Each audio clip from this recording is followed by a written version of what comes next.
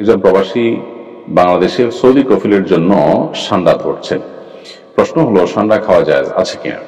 সান্ডা সাধারণত মরুভূমিতে হয়ে থাকে এবং এটি সরীসৃপ প্রজাতীয় একটি প্রাণী, দেখতে গুইসাপের মতোই অনেকটা। এই সান্ডা, এটাকে কোরআন হাদিসের ভাষায় দব বলা হয়, এখনো আরব দেশগুলোতে এটাকে দব বলা হয়। এই সান্ডা খাওয়ার ব্যাপারে 3 ধরনের হাদিস পাওয়া যায়। 3 ধরনের হাদিস আসলে বিশুদ্ধ। একটা হাদিসে নিষেধাজ্ঞা প্রমাণিত হয়, এক হাদিসে রান্না করার পরে ফেলে দেওয়ার কথা প্রমাণিত আছে, আবার কোন কোন হাদিসে নবী সাহাবায়ে কেরামের খাওয়ার কথা বর্ণিত হয়েছে। তো এ সম্পর্কে নিষেধাজ্ঞার হাদিসটি বর্ণিত হয়েছে আবু দাউদে, যিনি বর্ণনা করেছেন আব্দুর রহমান ইবনে শিবিল রাহিমাহুল্লাহ, যে হাদিসটিকে ইবনে আজাজ রাহিমাহুল্লাহ হাসান বলেছেন। হাদিসটির ভাষ্য হলো যে নাহান নবী সাল্লাল্লাহু আলাইহি ওয়াসাল্লাম আন আকলি লাহমিদ দাব, নবী সাল্লাল্লাহু আলাইহি ওয়াসাল্লাম দব বা সান্ডার গোশত খেতে নিষেধ করেছেন। এটা পরিষ্কার নিষেধাজ্ঞা। আরেকটি হাদিস বর্ণিত হয়েছে মুসনাদে আহমদে, যেটিকে ইমাম ইবনে হাজাম এবং ইমাম আইনি এবং শাওকানি রাহিমাহুল্লাহ তারা সহিহ বলেছেন। হাদিসটিতে নবী করিম সাল্লাল্লাহু আলাইহি সাল্লামের উপস্থিতিতে সাহাবায়ে কেরাম কয়েকটা জায়গায় গিয়ে সেখানে প্রচুর পরিমাণ দব দেখতে পেলে সেই দবগুলো তারা ধরে রান্না করেছেন। এরপর নবী করিম সাল্লাল্লাহু আলাইহি সাল্লাম বনী ইসরাঈলের একটি প্রাণী বিশেষ, যেটা আকৃতিকে বিকৃত করে দেওয়া হয়েছে শাস্তি স্বরূপ, সেটা হওয়ার আশঙ্কা নবী সাল্লাল্লাহু আলাইহি সাল্লাম করে সেটি ফেলে দিতে বললেন। সাহাবায়ে কেরাম সেটি ফেলে দিয়েছেন, পরে তারা খান। আরেকটি হাদিস বর্ণিত হয়েছে আব্দুল্লাহ ইবনে আব্বাস রাদিয়াল্লাহু তাআলা আনহু থেকে, সেটি সহিহ মুসলিমে বর্ণিত হয়েছে এবং সেখানেও দেখা যায় যে নবী করিম সাল্লাল্লাহু আলাইহি সাল্লামের সামনে সাহাবায়ে কেরাম খাবার খাচ্ছিলেন এবং সেখানে বিভিন্ন আইটেম ছিল, দব ছিল, তো ওনারা খেয়েছেন, নবী সাল্লাল্লাহু আলাইহি সাল্লাম সেটি খাননি, পরিহার করেছেন। তো 3 নম্বর হাদিস থেকে অনুমোদন বোঝা যায়। এসব হাদিসগুলোই বিশুদ্ধ এবং এসব হাদিসগুলোকে সামনে রেখে পৃথিবীর সংখ্যাগরিষ্ঠ ওলামায়ে কেরাম বা বেশিরভাগ ইমামগণই দব খাওয়াকে জায়েজ বলেছেন।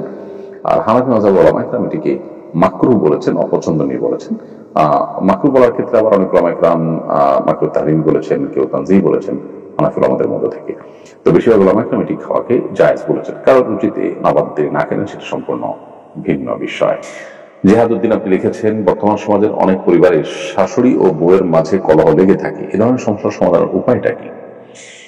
বেশিরভাগ পরিবারগুলোতেই দাম্পত্য কলহ মূলত বউ শাশুড়িকে ঘিরেই শুরু হয় এবং এটির ফলশ্রুতিতে কত ছেলে যে এ পর্যন্ত আত্মাহুতি দিতে হয়েছে বা তারা আত্মহত্যার পথ বেছে নিয়েছেন কাঙ্ক্ষিতভাবে, অপ্রত্যাশিতভাবে, সেটা আসলে বড় অপেক্ষা রাখে না।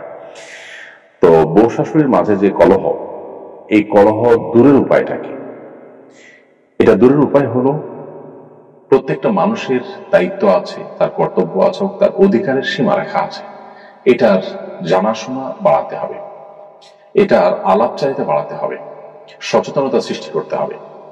আমাদের দেশে যারা মারা সন্তানকে অনেক বেশি ভালোবাসেন, সবার চেয়ে বেশি ভালোবাসেন সন্দেহাতীতভাবে, কিন্তু এই ভালোবাসার কারণে সন্তানকে অনেক সময় মা এমন বেশি আগলে রাখে যেটা আসলে মা হিসাবে তার অধিকারের সীমা ছাড়িয়ে চলে যায়।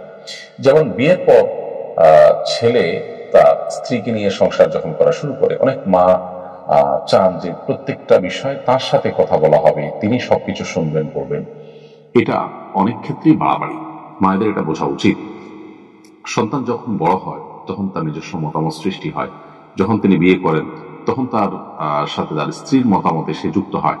এখানে মা অবশ্যই তাকে গাইড করবেন, তাকে পরামর্শ দিবেন, মতামত দিবেন।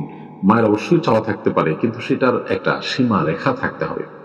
ধরুন ছেলে উপার্জন করছে, ছেলে উপার্জন করার পর ছেলের উপার্জনকে কে নিয়ন্ত্রণ করবে? স্ত্রী চান তিনি নিয়ন্ত্রণ করবেন, মা চান তিনি নিয়ন্ত্রণ করবেন। আর শরিয়ত চায় যিনি উপার্জন করছেন তিনি তার উপার্জনকে নিয়ন্ত্রণ করবেন। সন্দেহাতীতভাবে মায়ের প্রতি রেসপেক্ট থাকবে, মায়ের পরামর্শকে সর্বোচ্চ আমল নেওয়ার চেষ্টা করবেন, আর স্ত্রীর যা পাওনা প্রাপ্য আছে সেগুলো দিবেন এবং তিনি কোনো যৌক্তিক পরামর্শ দৃষ্টিকে আমল নেওয়ার চেষ্টা করবেন। কিন্তু দিন শেষে সিদ্ধান্ত নেওয়ার ক্ষমতা ইসলাম দিয়েছে যিনি উপার্জন করছেন তাকে।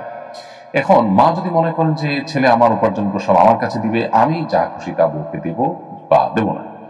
অনেক প্রবাসীরা আছেন, তাদের উপার্জনের সমস্ত টাকা বাবা মা আশা করেন যে আমাদের কাছে দিয়ে দিবে, আমরা আমাদের মতো বিষয়কে নিয়ন্ত্রণ করবো। এগুলো সবগুলোই কিন্তু বাড়াবাড়ি এবং বাবা মা হিসাবে তাদের যতটুকু অধিকার আছে তার সীমা ছাড়িয়ে চলে যাওয়া।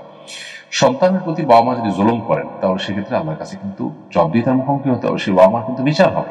অতএব এই মাত্রা জ্ঞানটা আমাদের মধ্যে খুবই কম এবং এর কারণে কিন্তু কলহগুলো বেশিরভাগ ক্ষেত্রে হয়ে থাকে। অতএব মা হোক বাবা হোক, তাদের যে অধিকার সেটা অবশ্যই সবার চাইতে বেশি, আল্লাহর পরে আল্লাহ রাসূলের পরে সবচেয়ে বেশি অধিকার তাদের, সন্দেহ নেই। কিন্তু সেই সাথে সেটার একটা সীমা আছে, শরীয়ত একটা সীমানা দিয়েছে। সো সেই সীমাটা আমাদেরকে মেনটেন করে চলতে হবে। একই কথা স্ত্রীর ক্ষেত্রে প্রযোজ্য। আপনার স্বামী উপার্জন করে আনছেন, এখন কি করবেন না করবেন, কাকে দিবেন না দিবেন সব আপনি দেখবেন না, এটা একেবারে অযৌক্তিক কাজ। আপনার প্রাপ্য অধিকারটা পাচ্ছেন কিনা, তার ভরণ পোষণ যথাযথ পাচ্ছেন কিনা, মাও দেখবেন যে মারটা পাচ্ছেন কিনা। যদি নিজেরটা পান, এরপরে বাকি টাকাটা যিনি উপার্জন করছেন তার একান্ত আপনার স্বাধীন ইচ্ছা ব্যবহার করে তিনি যা খুশি করবেন, কিন্তু আপনি সেখানে শুধুমাত্র পরামর্শ দিবেন, ইনপুট দিবেন এবং দোয়া করবেন। স্ত্রীগণ যারা আছেন, যদি মনে করেন যে স্বামী ভুল পথে আছেন, তাহলে সেক্ষেত্রে আল্লাহর কাছে চোখের পানি ফেলে দোয়া করেন। আল্লাহ তো সবকিছু করতে পারেন, আপনি একটা চেষ্টা করেন, কিন্তু এটা নিয়ে ঝগড়াঝাটি করে বাড়াবাড়ি করে মনোনয়ন তৈরি করলে তার কারোর জন্য কল্যাণ হয়। অতএব এই যে আমাদের যার যার পাওনা সীমারেখা, এটা আমাদের বোঝা উচিত, এবং সেই সাথে দুনিয়া দিন শেষে এখানে আমাদের চাওয়াগুলো সব পূরণ হয়ে যাবে। আমি যা চাইবো সব আমার মন মতোই হতে হবে, না হলে আমি ডিপ্রেসড হয়ে যাব, আমি অনেক বেশি অস্থির হয়ে যাব। এটা একেবারেই একজন ইমানদারের সাথে যায়। বিধায় আমাদের সহনশীল হতে হবে, ধৈর্য